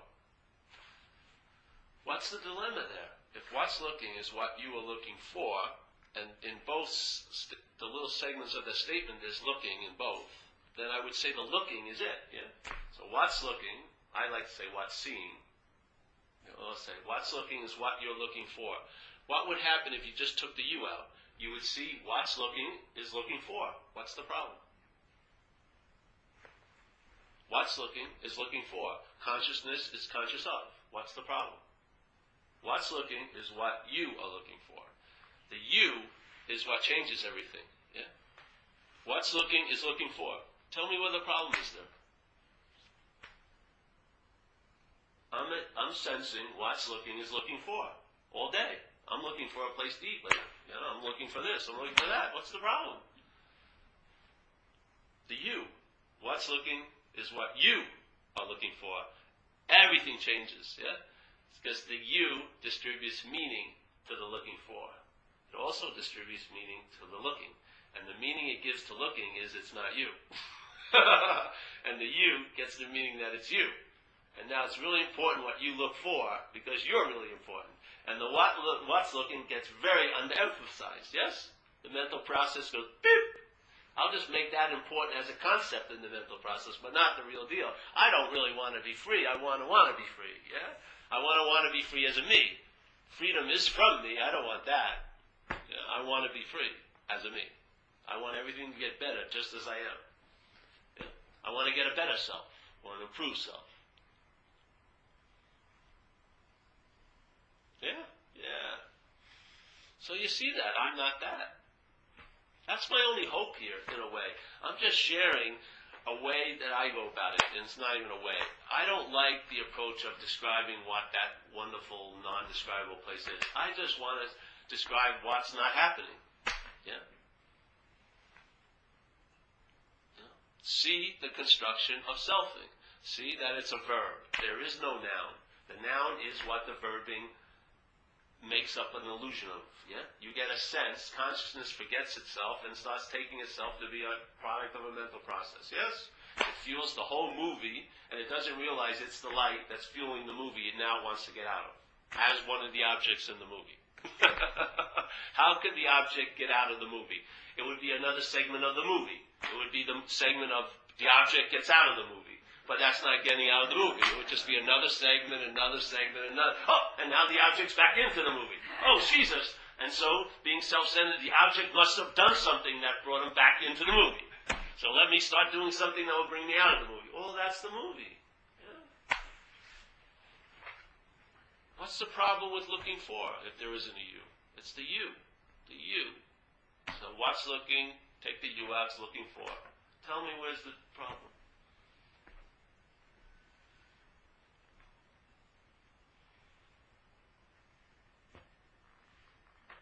So what's looking is looking for. End of story. Isn't that an incredible time saver? I love those statements. They just stop in your tracks, like 4 words instead of 800 pages. What's looking? Looking for. Isn't that what's actually happening? What's looking seems to be looking for here. He's saying what it's looking for is what's looking. And every act of looking for, what's looking is available. But not as the you that's looking for. Because the you claims to be something that really is. It claims to be the subject, and that's the true subject. What's looking? So now we're trying to look for the true subject as an object to our subject. And it's just not working, is it? How many meanings have you come to? So without making it subjective, you just have consciousness experiencing. It doesn't matter whether it's good or bad. There's no guilt, there's no... It matters to you. You have preferences, but it doesn't matter to Without you. a you, it doesn't. Oh, yeah. Without a you, it is. I'll tell you, when I got 2 years ago, 2.5 years ago now, I was in the water and I hit my head on the bottom. Yeah. And I had hit my head on the bottom in 2000 in Australia, got a bad concussion. So I hit my head on the bottom, and hitting the head on the bottom, thank God I hit straight. My body just shut down. The impact must have compressed on the nerves, and my whole apparatus shut down. Yeah? And my arms and legs went numb, which was an experience I had never had here. And thank God I landed on my back because I couldn't move. Yeah? I never had that experience. There was no movement. I mean, the trunk couldn't move. The arms and the legs were. And so I was just laying in the water, and I was trying to ask for help, but I had no breath in me. So I was going, somebody, but very low, and 2 women walked. They were in the water. They swam by. They didn't know what was going on. But someone had been on the wave with me, a surfer guy, another guy, and he did. So he came over. And the whole event was like framed in this incredible light. So as an experience, it was one of the greatest experiences I've ever had. Now, in the store, you would say, that sucked. That's a terrible experience. But the real living through it, it was a really outrageously cool experience. Having your whole body, I never experienced that. Now I can say I did. My whole body shut down. The nerves just went boom, and then it was like a minute or 2. Then my arms came back first, and then my legs. But I could have been paralyzed for life. Who knows? So then I'm laying there, and then they take me out, and they put me on this board, and the paramedics come, and I'm just sort of. But it was weird.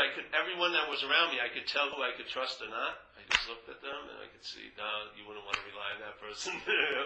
And then they cut me out of the suit, and they put me on this thing, and they took me to a hospital. Yeah. But it was, what the hell? What are you going to do? And I had some experience I never had before. So, was sort of pretty interesting. And my shoulders, for days, burnt, like there was an ember inside there. I must have really pressed the nerve that goes here.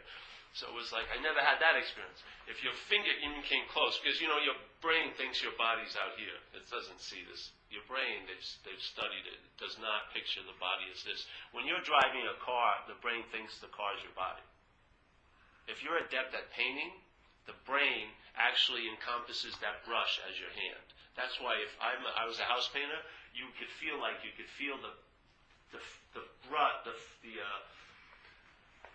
hairs of the brush moving the paint on a night when you were cutting a really nice line. Because at that point, the brain had encompassed that, yes?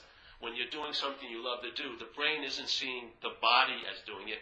The whole act is doing. That's it. I mean, everything they're discovering in neuroscience totally disputes the self-centered point of view. The brain is not seeing self-centeredly. Yes? The brain. The mental process is producing an idea of being a self and claiming all the activities of this apparatus. But the activities of the apparatus are not being run by self-center. It's not self-central up there. It's definitely not. It's just an addition. It's another act that's happening in here. But it's the one that presents a you that you think is everything happening to. So they are also showing there's these mirror neurons that when they see someone do something, your brain sees it as if it's doing it. It doesn't see any difference. That's why you feel empathy at times. When you see someone suffering, the neurons of your brain mirror that event and you sense it because you're having the experience as they are, in a way. There is no body, individual bodies and this and that. It's all fucking made up. And all of it's made up. So this thing they call body schemas, your brain has ideas. That's why they call it when people have an arm cut off and yet they still have pains, because the brain still sees the arm. When someone has an amputation and they have pain, they complain about, man, my right arm is really hurting, and they don't have a right arm. There's no need to have an arm to feel pain. It's entertaining the idea of an arm. The experience of the pain of the arm isn't in the arm, it's in the brain. The brain has manufactured a sense of a body.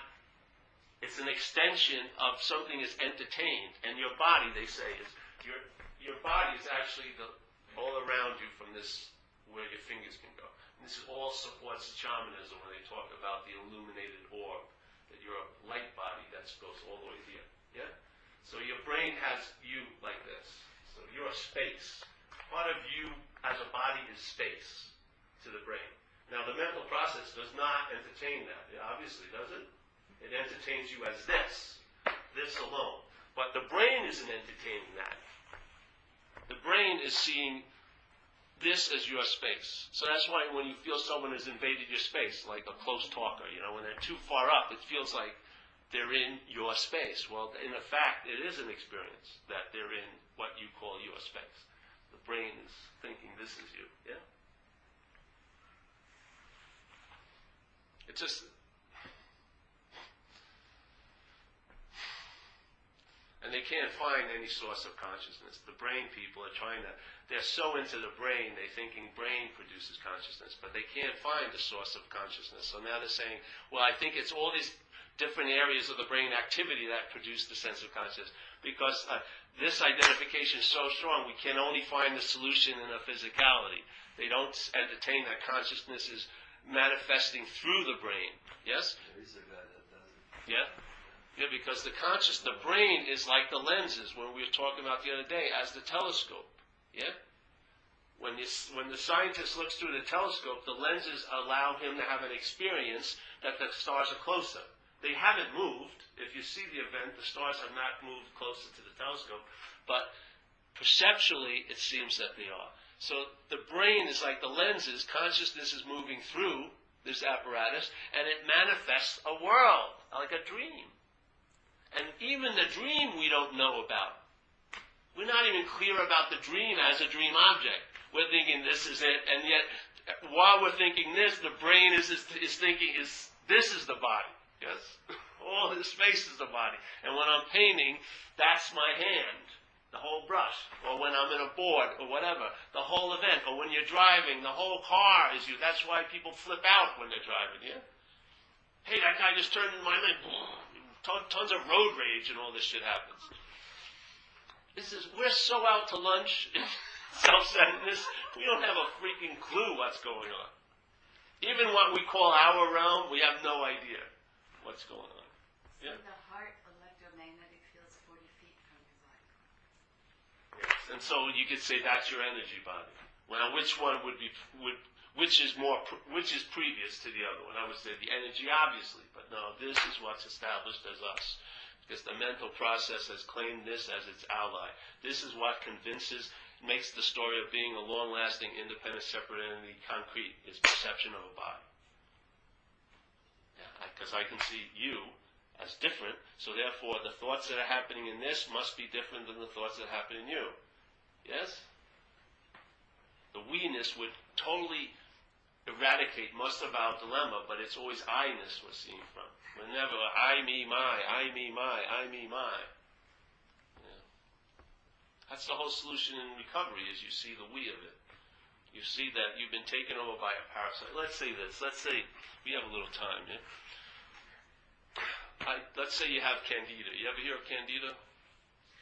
Candida is like a fungus that causes a lot of dilemma in the physicality of people, in their digestion, yeah? And it can cause a lot of other things. They're now thinking it causes sinus problems, everything like that. Candida is like a fungus. It's one of the oldest things seemingly here. So candida is in your body, and it needs food. It eats something, yeah? So candida actually hijacks or jacks into your system and tells you that you love white flour, or bagels, let's say. So you, being so self-centeredness, you don't even see that you're getting a message from some other thing that's inhabiting the space you think you are, and it's trying to get you to get what it wants. So you start really loving floury pastries, and you're thinking, you have a big story about how much you love floury pastries. It's being driven by a bug in you, a candida. So because it can't go shopping, obviously. Yeah? So it's in the intestine. It says, hey, I want some food. How am I going to get it? There's a film of ants. A mushroom spore lands on the ant. The spore burrows in, and it hijacks the ant. It boots into the brain of the ant, and it convinces the ant to move underneath this into a wet, dank place where mushrooms like. The ant is the carrier because the spore can't get to where it wants to go. It doesn't have spore legs. So it hijacks this little vehicle called ant. The ant obviously is thinking it's going to this place the whole time, if it's self-centered. And then once it gets underneath that dank little leaf, the spore kills it, the mushroom actually kills it, and then it pops out of the ant, and a mushroom pops out, and starts growing right out of the ant's body. So the ant has been taken over by this other expression, called a mushroom, and is used for transportation. In this same scenario, in this life, many people have been taken over by the parasite of alcoholism, or like in India they would call them deep mental grooves, or samskara, right? I think it's samskara. So a deep mental groove. To me, I view it as a metaphorical picture, I view alcoholism as a parasite. So the parasite takes over the host, yeah?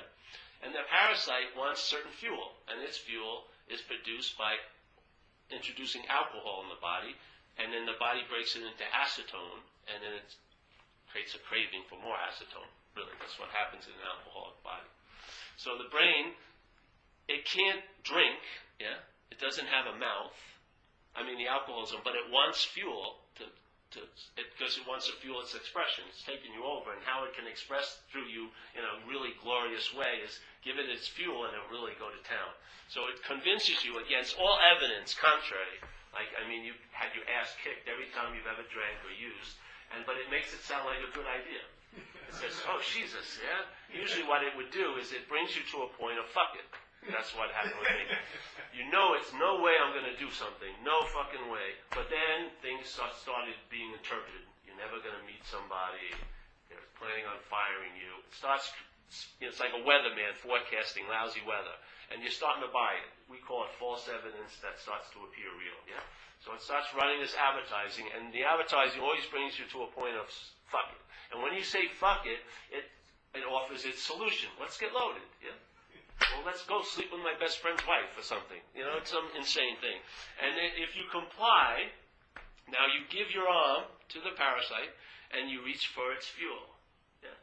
You pick it up and you drink. So let's say you were having trouble with relationships before you have the drink. And a month later, you're now up on stalking charges. Yeah. Before you were on probation, you're now in jail again. Yes. You were worried about being fired. You are fired. Now you're homeless. Everything gets expanded in the film, in the movie. It goes to town, and it makes it almost like a surround sound experience. There's seemingly no way out. Yeah? The parasite has taken the host over, this apparatus. This apparatus is ours, in a sense, and it's now using it for transportation and expression. And all the while, this is the amazing thing, because the parasite that some of us were taken over as this is a very hostile parasite. If you have never been taken over by alcoholism addiction, it is usually not a nice ride for the host. You usually get limps and no teeth and abscesses, and bad shit happens to you over this. When it's frolicking around in life with you as its transportation, you get really beat up like a car. So it has to have an incredible strategy to keep taking the host over, yeah? Or to keep the host in obedience to the takeover. What is the greatest strategy of all? The parasite has convinced the host that it's the parasite.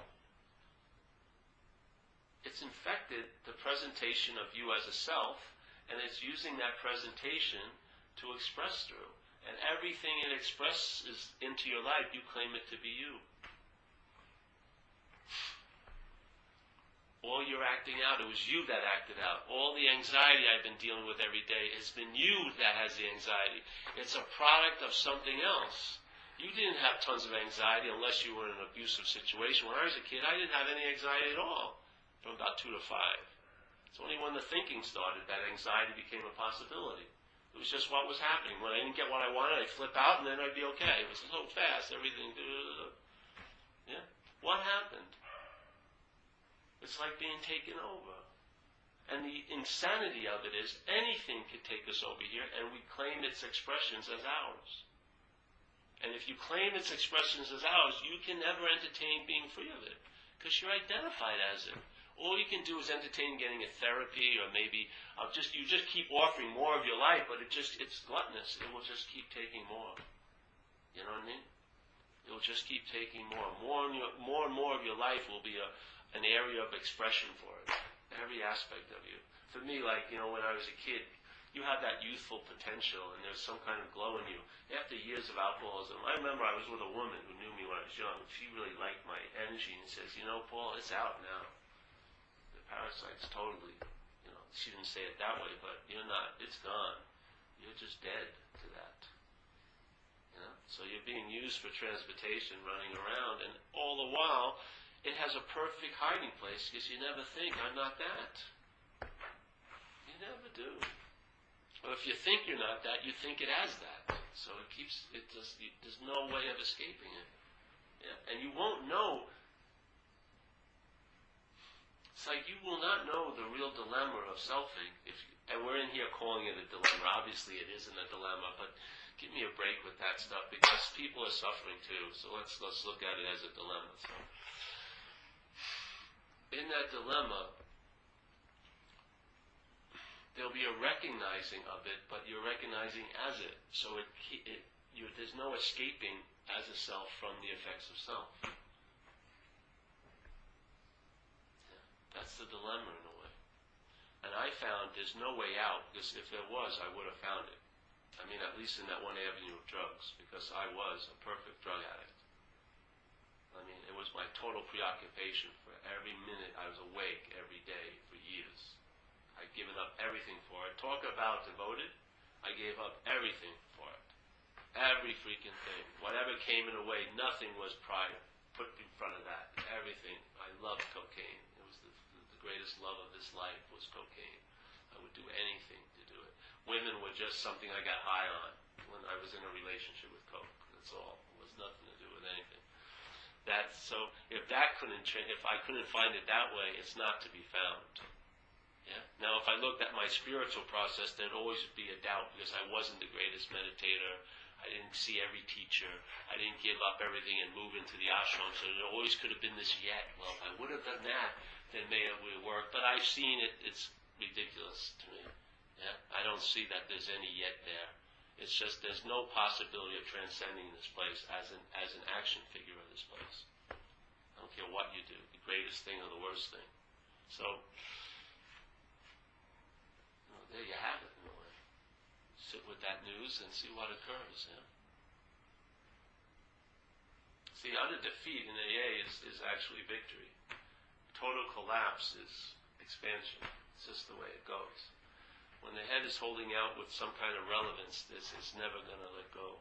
When you see that it's totally irrelevant, there is no way to get out of what you think you're in. Hopefully that will act as an imaginary springboard, because you don't need a springboard. You're not in it. You're the context that's causing it to seem to be so real. Without consciousness, it wouldn't even have been a passing thought, because it would never have been noted. Consciousness is all there is. The mental aspect of process is just appearing in it. Because everything appears in it, because it's conscious. Yeah. What brings anything to light here? Light. That's the only thing that can do it. Light brings everything to light. Your worst constant feeling is brought to light by light. Your highest joy is brought to light by light. Why not turn the light upon itself? Light as light. Like Taoism says, turn the light upon itself, not you, upon itself, light. So, let's take a break, eh? If you have any questions, hopefully you'll forget them by the time we get back.